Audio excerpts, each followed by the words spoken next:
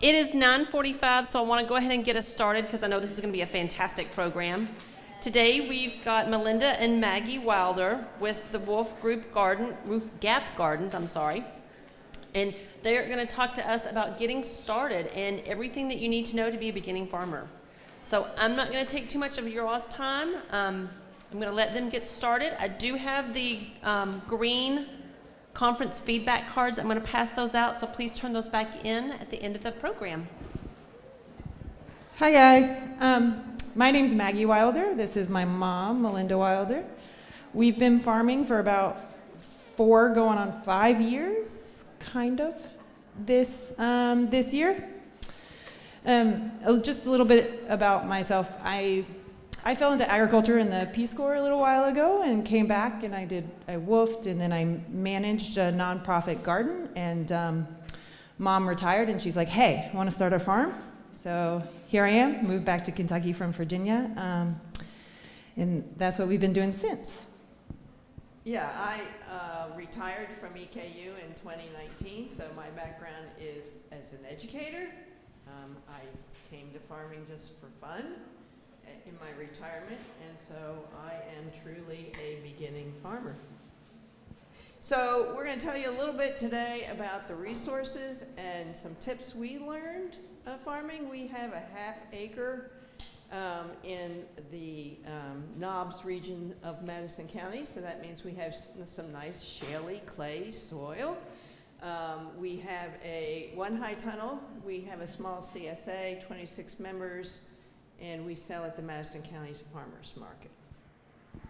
So let's just see, raise your hand if you don't have a farm, but you're thinking about starting a farm. Great. Okay, how about been farming less than a year or less? Under 3 years? Under 5? Anybody over 5 years? Oh, lots. Great. So some of this might be applicable to you guys, some of it might not be, but you can always learn something, right?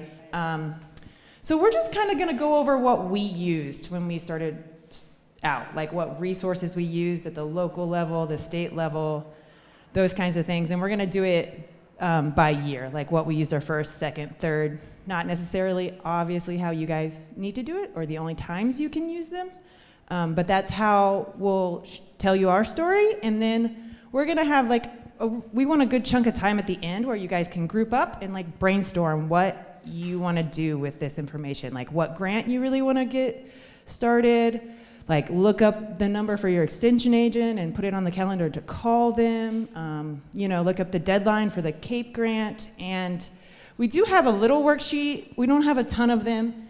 If you want to keep notes on the resources, what it might be used for, and your timeline, if anybody wants one of these to keep notes as you go for the later brainstorming session, Hope's going to pass them out for us. So just raise your hand if you want one of those. And we'll go ahead and get started. Yeah. All right, year 1, 2019. Okay. I consider this year 0, actually. We didn't produce anything. This is the year I moved back to Kentucky. And this is when we did all our prep. We were lucky enough. My parents already owned land. There was already a barn on the land, right? So we already had those resources at our disposal. And we had a little bit of inheritance, just like $1,000 to clear that land. So that's what we started out with. This year, I reached out to our local extension agent, the Horde agent in Madison County, and she put me in contact with other local farmers that were doing the same thing we wanted to do. We went to 3 or 4 farms and visited them, talked to them, see what they liked, see what they didn't like, that kind of thing. We also did our market research. We went to the 2 markets, farmers markets in Madison County. There's one in Berea, one in Richmond. We also went to 2 different markets in Lexington just to check them out. We talked to the managers, see who was there, see what they were selling, how much they were selling it for. So that was we were just gathering information this first year. We also did soil tests. We have very acidic soil, so this is when we started to amend our soil as well. In Madison County, we get 10 free soil tests a year through the extension office. just basic analysis. You can like add on organic matter for $5. Really great resources if you're looking to get soil tests done.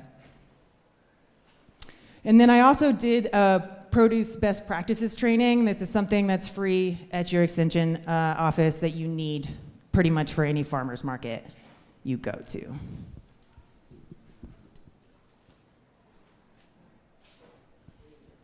I need my microphone, yes. Can't talk with this. So this is also the year we actually set up the business. So if you're in Kentucky, you have to go to the Kentucky Business One-Stop Business Portal, and you have to decide what kind of business you're going to be, and you do your articles of incorporation and all that good stuff. We decided to be a partnership LLC. So our very first 2 years, I was going to say our very first year, for our first 2 years we had another farm partner. So there was 3 of us, so we were an LLC partnership. Unfortunately, Laura Overby, our third partner, decided that her life was going to take her in different places. So it's all good for her, our loss. So we filled out all this paperwork. We happened to have a friend who's a lawyer. So we bought her some pizza and said, help us navigate this. And ta-da, we were incorporated as Wolf Gap Gardens LLC. It was also a year we found out about from one of the farmers Maggie talked to, we found out about the small, limited resource minority farmers. So here at KSU. And according to KSU, one of their publishers, if you farm less than 20 acres, you're a small farmer. And if you're a female, you're a minority. And Maggie is definitely limited resource. So there you have it. We qualified. We learned so many things at that conference. And that year we also learned about Grow Appalachia because one of Maggie's friends, our friends, works for Grow Appalachia, so that was easy. Grow Appalachia is a nonprofit headquarters in Berea, and they work in the Appalachian counties of Kentucky. And they do all kinds of great things, like they'll come out to your farm and do a small farm production plan. Chris McKenzie, sitting right up there in the middle, he did ours.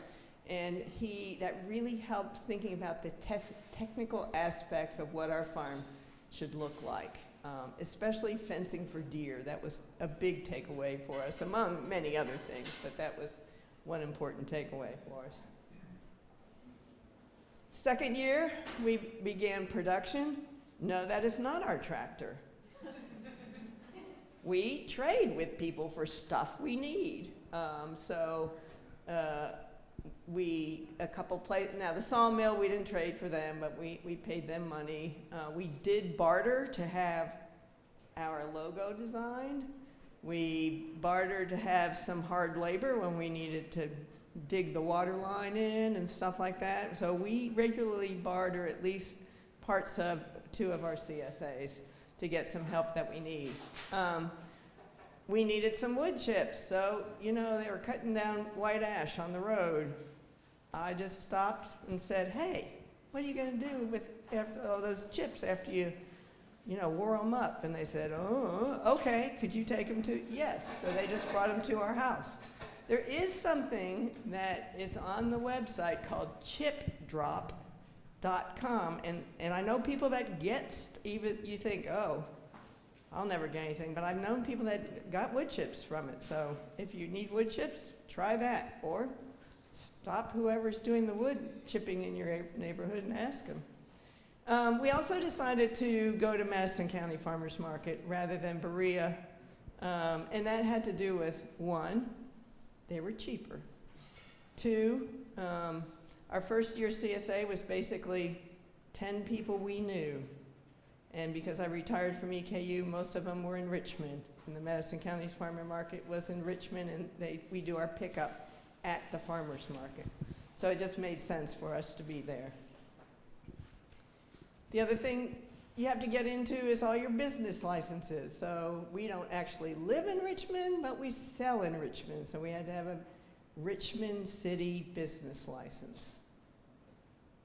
The other thing we have in Madison County is at the fairgrounds every January they do this farm auction.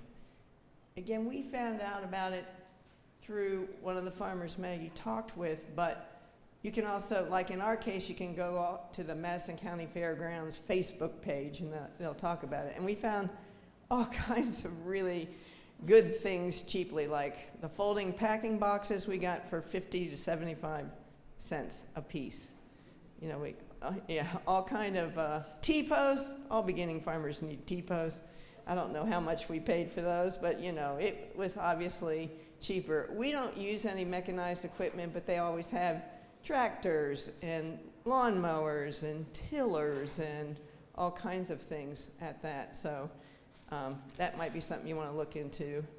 And then because we knew that we wanted to serve samples at our market, we had to have a food handler's license. So all your health departments it's usually a little online course you take now.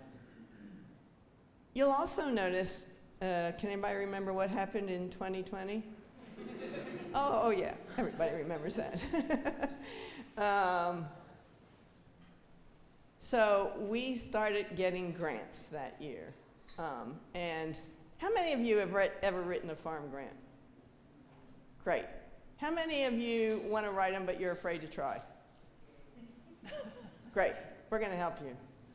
They are so easy, I promise. So we became a Kentucky Proud member. That's just a way to market who you are and what you do. And we wrote a reimbursement grant. And we learned at that KSU Small Farm Conference that one of your best marketing tool is your T-shirts. Ta-da! Or your sweatshirts in this case. And so we had money to buy T-shirts. Yeah, we did T-shirts. We had bags for our CSA made and some other things for marketing that first year. We began our organic certification application. Max, you want to talk a minute about why we decided to go organic straight away? Sure. How many of you guys certified organic in here? Okay, so quite a few, but because my parents owned the land and nothing had happened on it for at least 3 years prior to starting the farm, we were able to apply the first year and get certified that first year. If you've been growing, then you need to go through a transition period of 3 years. But we heard for marketing, price, that kind of thing, that if you can go organic right away, you might as well. So if you guys want to talk more about that organic application, we can later. But that's why we went organic straight away. And besides the fact she worked at a nonprofit where she had to keep all those records anyway, and so she already had all the templates and was used to keeping the records. That is usually the big thing that keeps people from going organic. The other thing we wrote that year was a SOAR small farm loan. Now those loans are only for counties that are in Appalachia, and a little bit later we'll show you what counties that are. This loan application I wrote at a workshop, hand wrote 2 pages in my horrible handwriting, just ask Maggie. And we used our 2001 Astro van and our 1992 beat up 2-ton truck as collateral. And it's a $7,500 loan, 1% interest. Almost free money. We'll talk more about that if you're interested later. Also, KSU gives a lot of grants for small farms. And so the first year, Maggie wrote an education grant, which allowed her to get $500 to come to Oak Conference in 2020, yeah. And then we also wrote a small farm grant for infrastructure, so that you can, water line, that's not what we wrote it for. The middle picture, yeah, the SOAR loan. We got the SOAR loan to put in our water line. That's what it's there for, and to put up our fencing. The small farm grant, we have a little outdoor wash pack station. I don't know how well you can see that, but we have a sink and some tables, stainless steel tables, and a tent cover as our wash pack station. And then we got some main pieces of our irrigation system. They won't do your drip tape and stuff, but they'll do the main lines and some of the hardware and things like that. So that's how we got money to do that.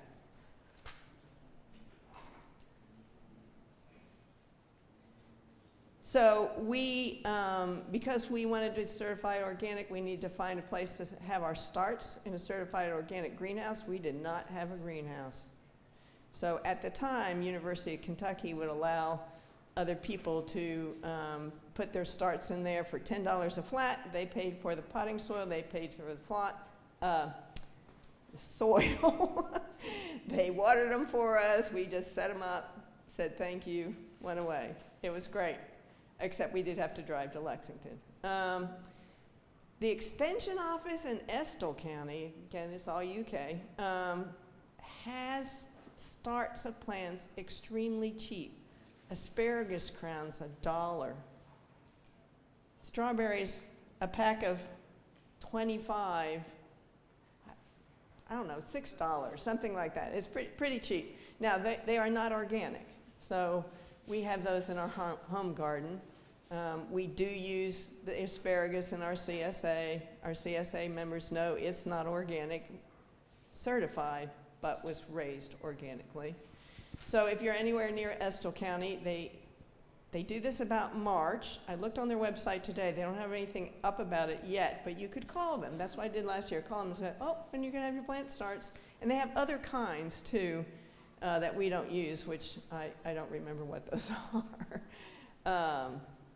The Center for Crop Diversification at UK was great that year because it was the year of COVID. We were allowed to do farmers markets, but you had to do them very differently. And so they had a lot of really great webinars how to sell your food during COVID. And they're still up. They're still available to look at. The other thing they do is they have a price report. So whenever we're trying to decide what we're going to sell something for at the farmers market, we got it on there and say, people, in Louisville are selling it for this. Okay, we can't do that much, but people in Rockcastle County are selling it for that. Oh, we probably can sell it for a little more than they can. So it's very helpful. And the other thing we did was home-based microprocessing. So we knew that we'd want to take our extra cucumbers and make pickles, or extra tomatoes and peppers and make salsa. And so we had to go to a class, and then you apply for the certification, and then you have to pay them $5 for each recipe you want to do. But they're very helpful, easy to do. You just have to jump through that hoop. And and it's a big seller at a farmer's market, especially at the end of the season. Yes, year 2 continued. We did a lot this first year. So another grant we got was from the Kentucky Horticulture Council. It was the Small Fruits grant. And this is, we can talk about this later, but this is a grant we probably shouldn't have applied for, right? We had already done 2 grants that year. This was our first year growing, and we were like, yeah, let's do blueberries too. It'll be fine. It wasn't fine. We ignored them. A third of them died.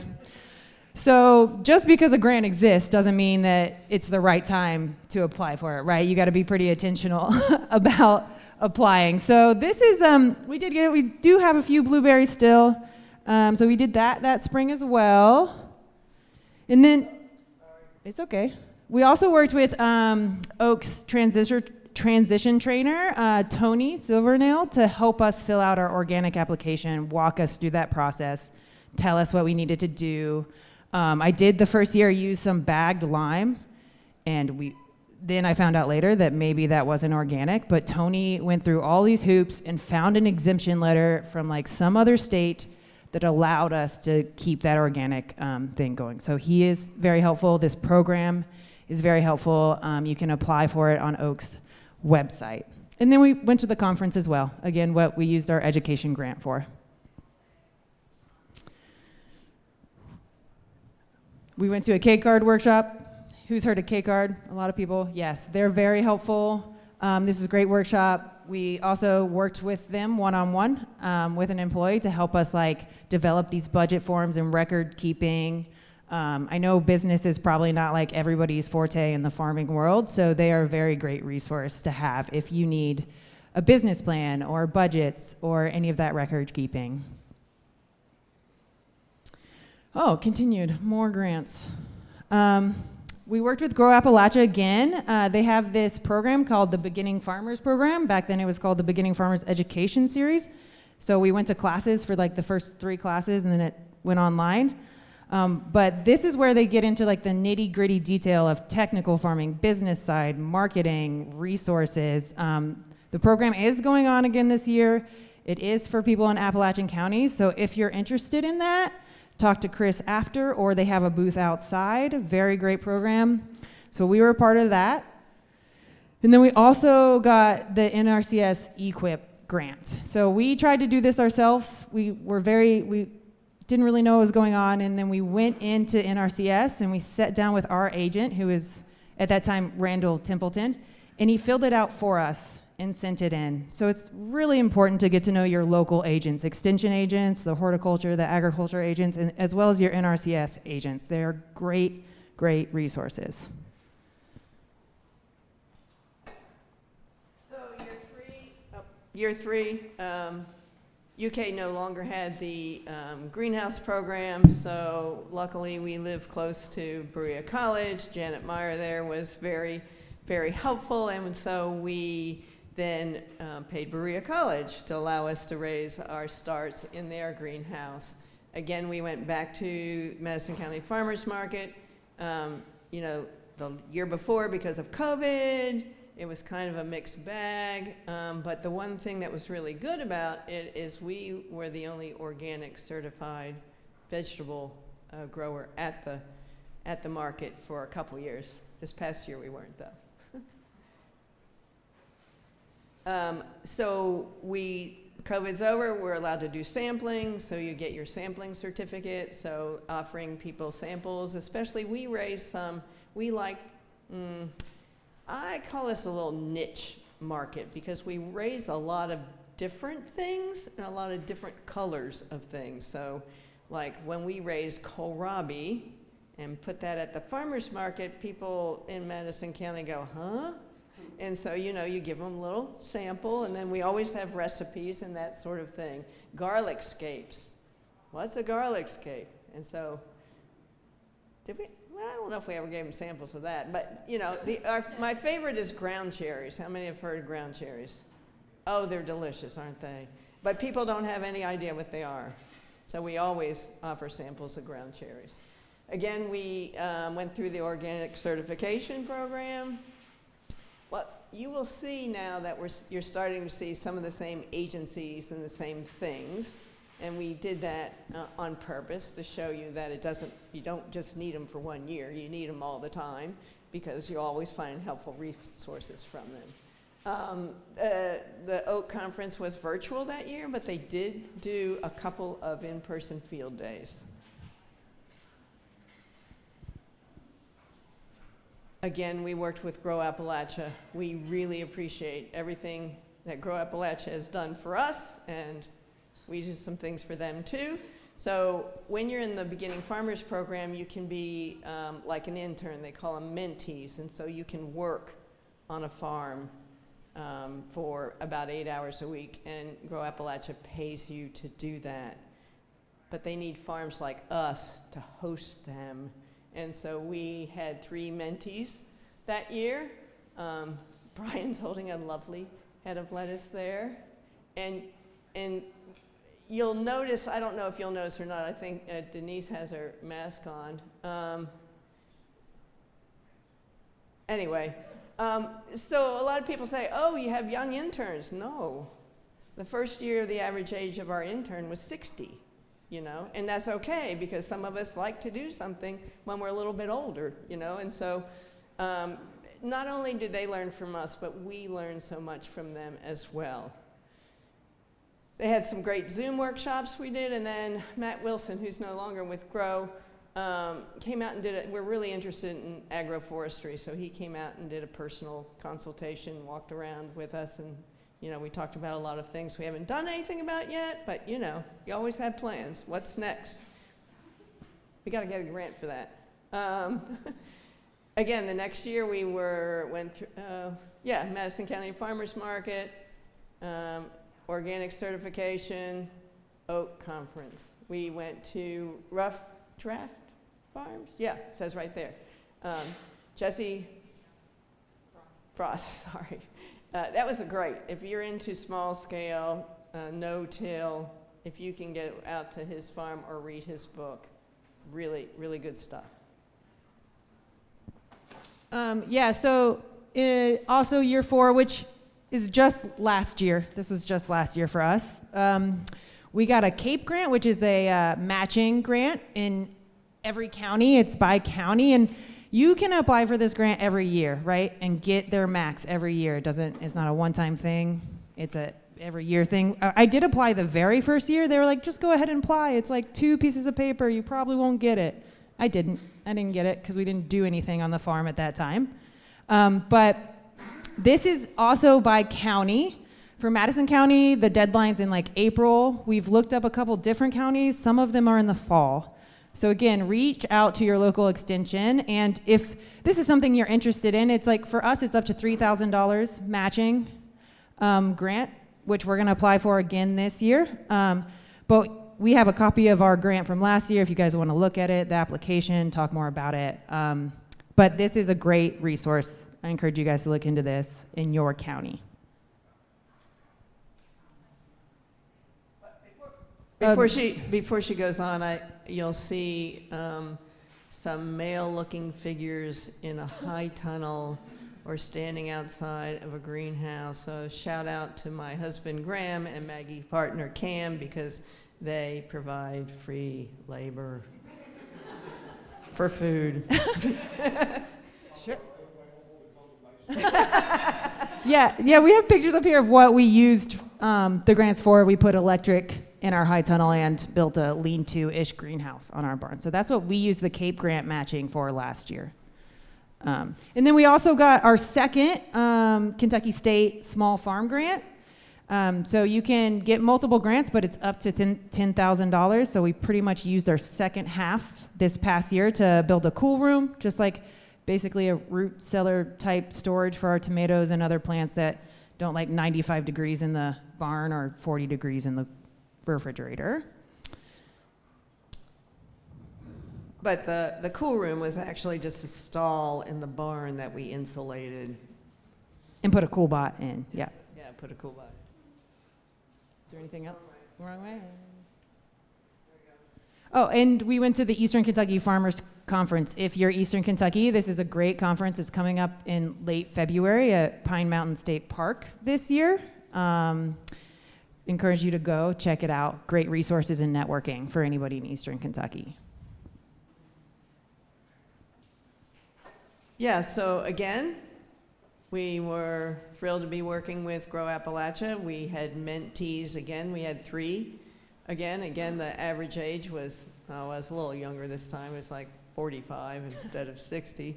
And they continue to do a lot of great Zoom workshops. And Chris, do you have to be in Eastern Kentucky to join those workshops?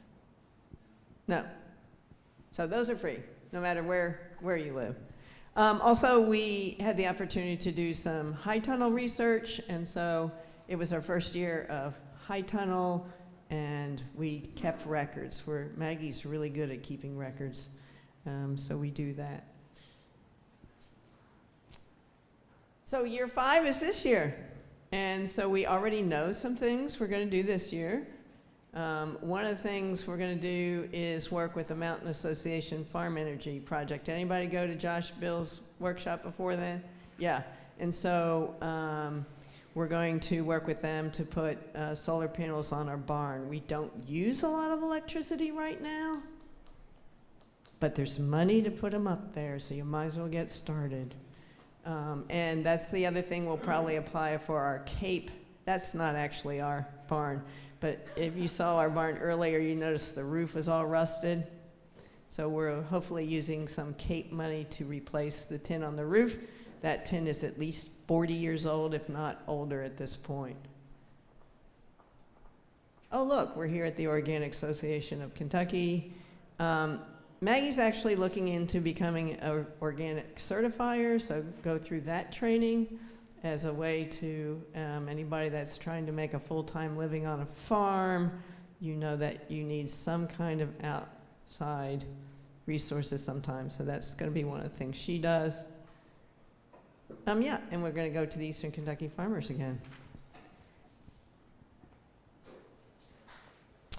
Okay, so now is like your time to try to sit down and figure out what parts of this might work for you, what grants you might want to apply for, like who your extension agents are, the CAPE grant, look up when that's due. We do have information on, like more specific information on all the grants we talked about, if you guys want to know about that. And we have a copy of all our applications if you want to see the grant application in real life. We have those too.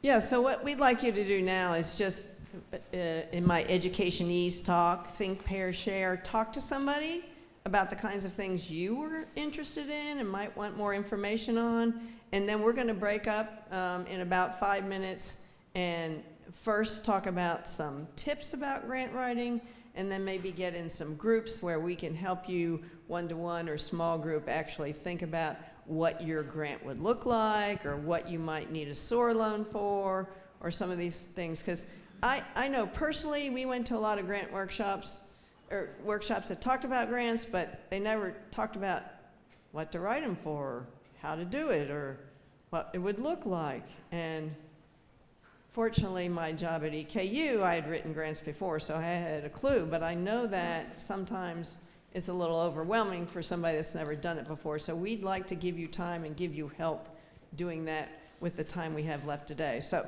think, pair, share for a couple minutes, and then we'll come back. I'll do some quick grant tips, and then we'll figure out what else you'd like information out. Okay?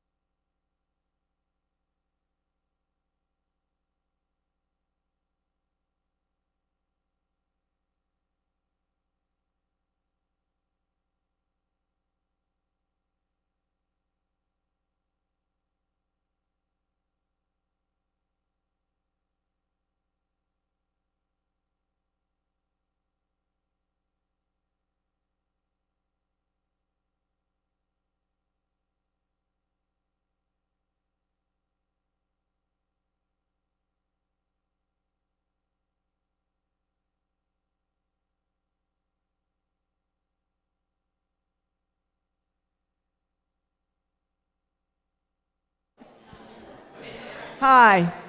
I know you have great conversations going on, and we don't really want to interrupt that. But on the other hand, I think we have a little bit more useful information to share. So we're going to take, like I said, a couple minutes and look for at your grant writing tips, and then we can break into groups for people that want specific information or would like to look at our applications and that sort of thing. So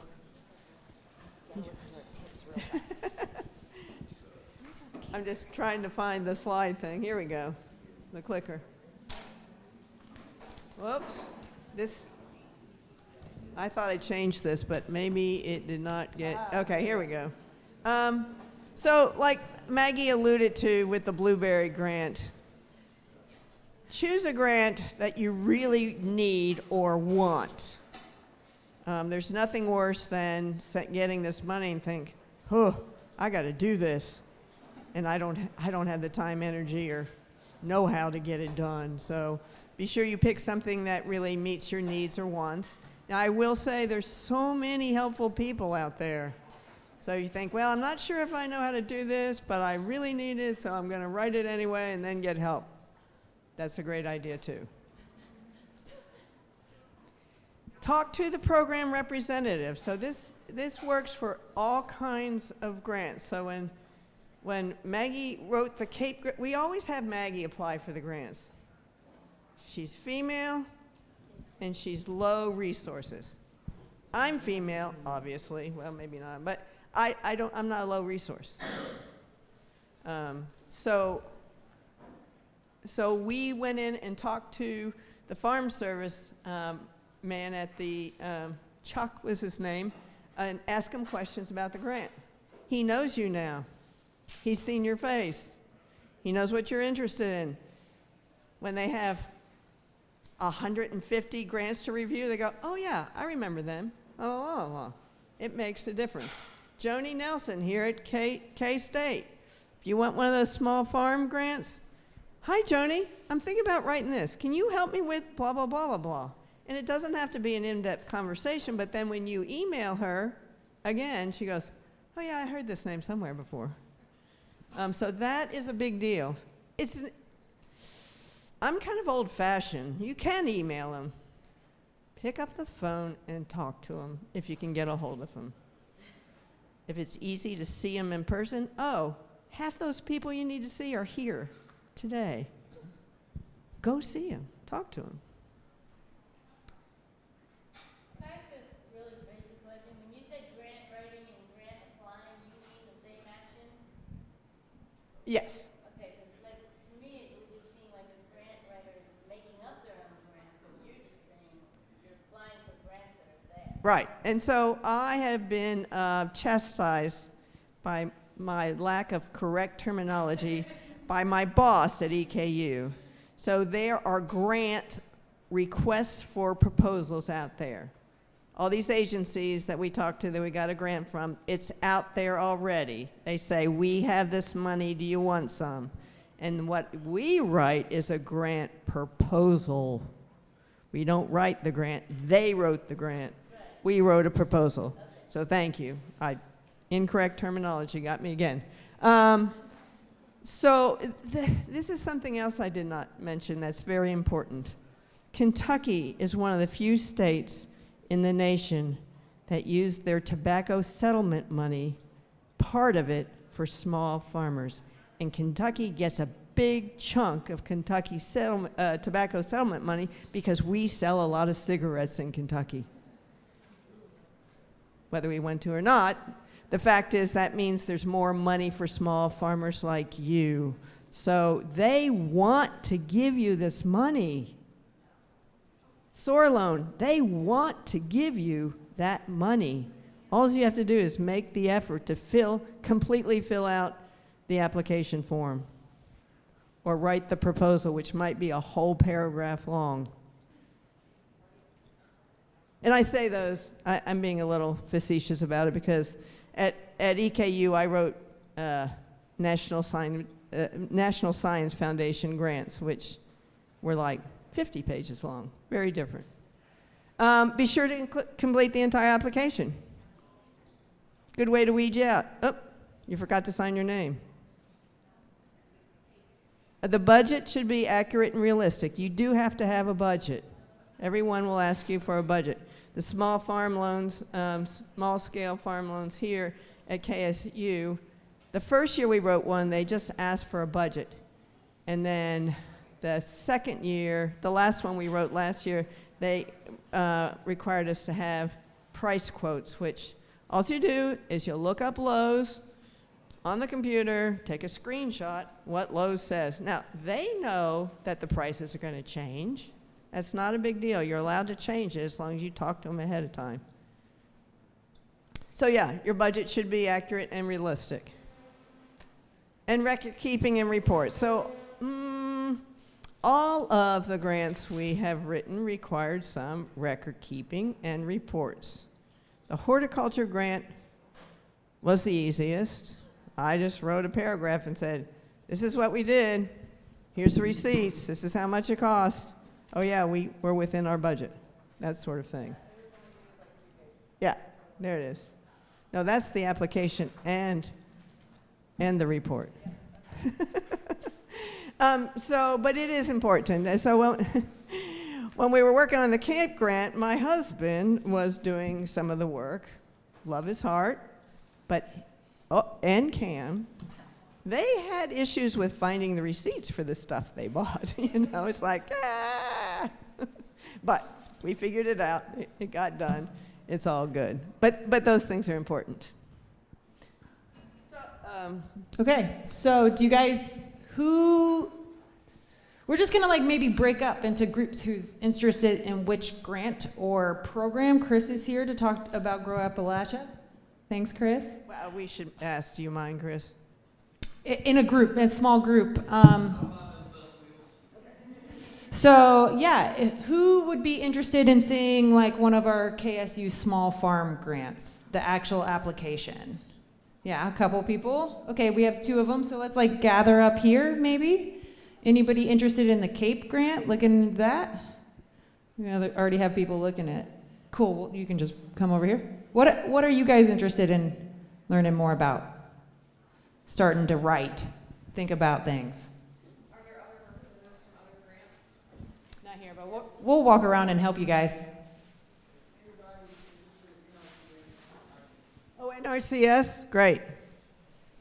Yeah, the other thing is, if you're not interested in one of those particular grant programs, if you just have questions, Maggie and I can divide and conquer and talk to you as well, because we really want this to be a time that you can start thinking and start working. And so when you go back home, you say, I got a little jump start here. I really can do this sort of thing. So if not, thank you for your time. We would like to give a big shout out to all the people from all the organizations and agencies and all the people that have helped us get to where we are today. So thanks for coming, and thanks to those folks.